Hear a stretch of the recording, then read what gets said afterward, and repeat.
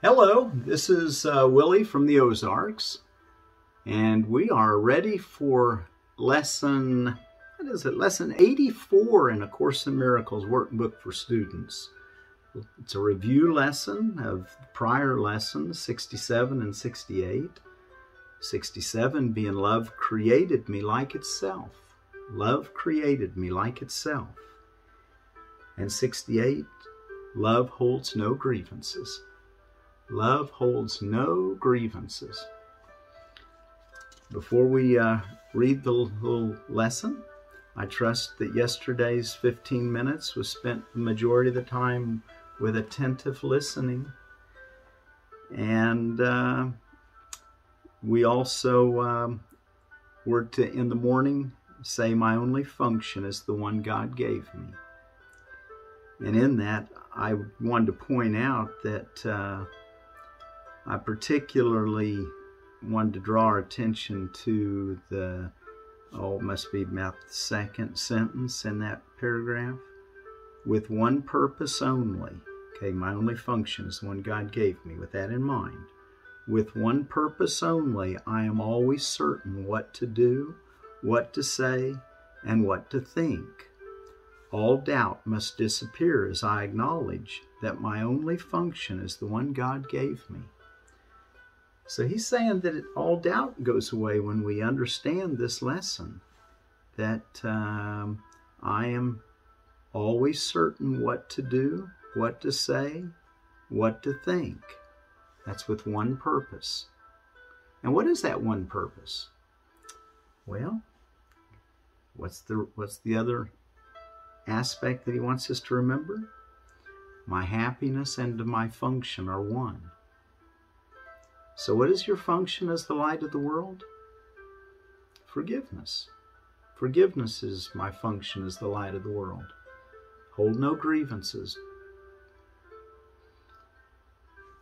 My happiness and my function are one, was yesterday's afternoon review.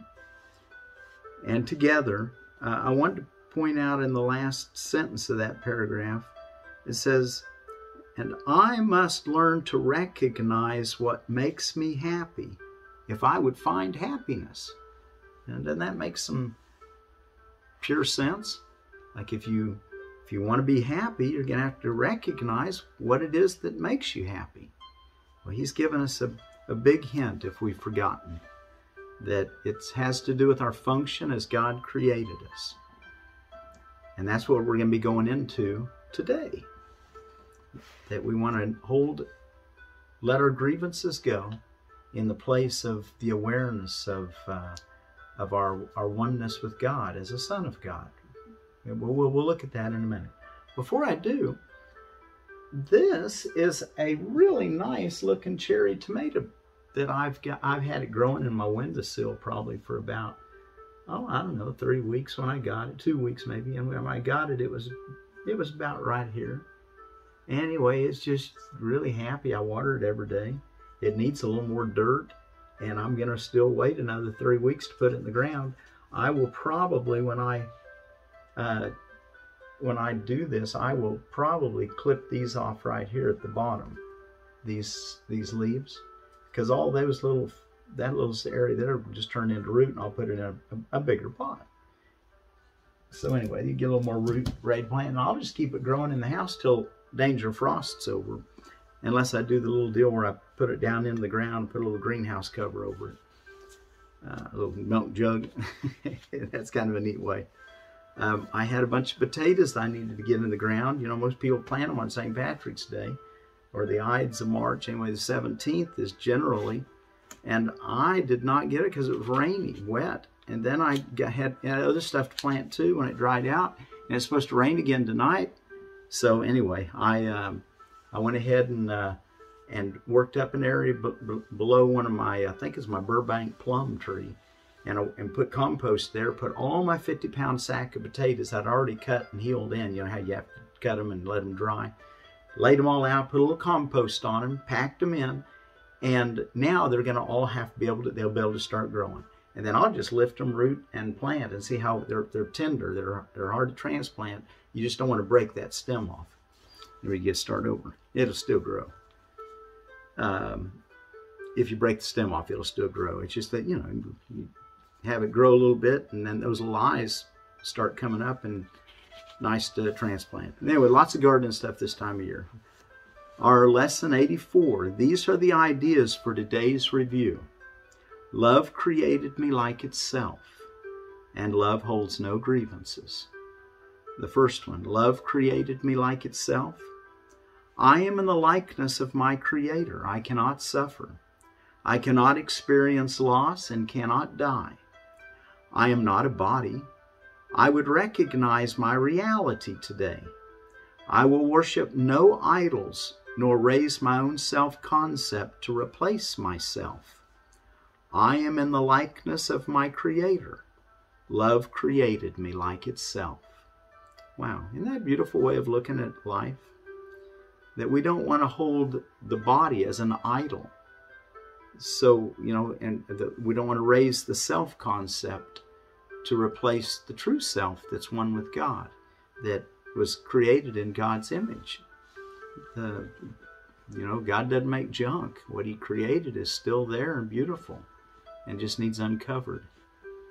All right, let you find your true self, and this is how you do it, by practicing forgiveness. Not one judgment do you make to where someone's guilty or yourself. You just trust in God that innocence is the way. Love created me like itself. You might find these specific forms helpful in applying the idea. Let me not see an illusion of myself in this. As I look on this, let me remember my Creator. My Creator did not create this as I see it. If you see something that has death and pain and sickness and sorrow and all those painful things, then you can say that. My Creator did not create this as I see it. Okay, we could get we should have people go around in a circle saying that, paint a picture, and then say it the way they would say it. It could be a lot of fun. Love holds no grievances. Lesson 68. Review. Love holds no grievances. Grievances are completely alien to love. Let's read that one again.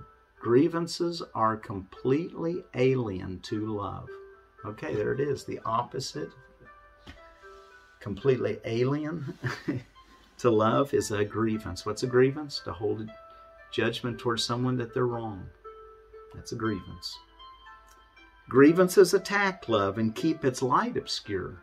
Grievances attack love and keeps love's light obscure. Then let it shine. Let your light so shine. Remember the little kid's song? This little light of mine, I'm going to let it shine. Let it shine, let it shine, let it shine. I got the tune there a little off, but if I hold grievances, I'm attacking love and therefore attacking myself. If I hold grievances, I'm attacking love and therefore attacking myself. Myself thus becomes alien to me. Myself thus becomes alien to me.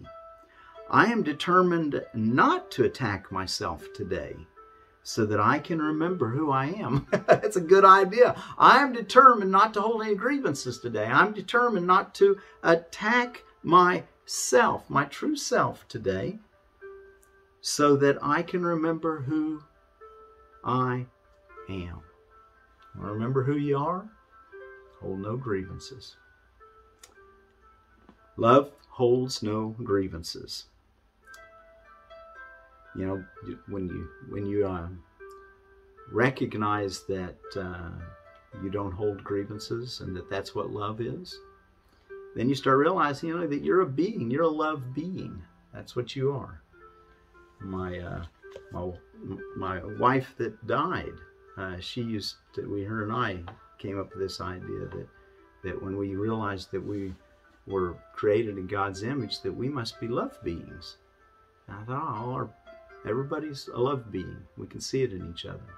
We're all God beings. We're all from the same source.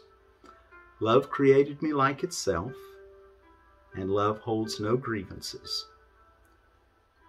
These specific forms for applying the idea would be helpful. Let's look at these.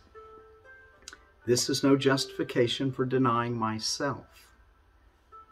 So when something comes up, you can say, well, I don't need to deny myself by holding a judgment. You have to go against the flow in the beginning sometimes because you've got habitual learning patterns, the way that we were raised. So the way that we kind of live in our society. So now we have to kind of go back and look at some of our ways we're thinking about things and let God show us a more fun, a happier way. Right?